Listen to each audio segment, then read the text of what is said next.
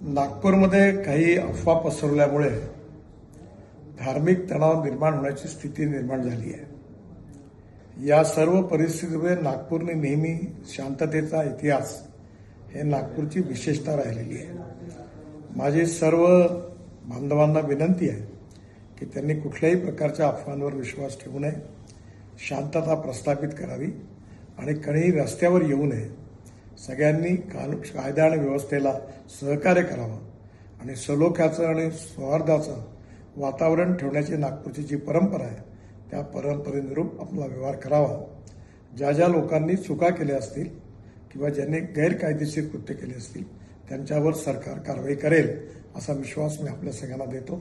माननीय मुख्यमंत्र्यांनाही या संबंधातली सर्व माहिती मिळालेली आहे, त्यामुळे आपण कुठल्याही अफवांवर विश्वास न ठेवता आपण सगळ्यांनी सहकार्य करावं आणि प्रेमाचं सौहार्दाचं उत्तम वातावरण ठेवण्याकरता मदत करावी, पोलिसांना मदत करावी असं माझी आपल्या सगळ्यांना नम्र विनंती आहे।